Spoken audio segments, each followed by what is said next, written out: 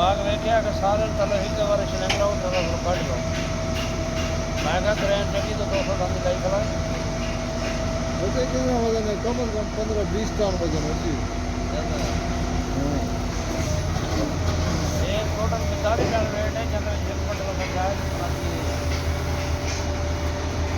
नहीं चाहे 10 टन आई एक बंडल में भी चाहे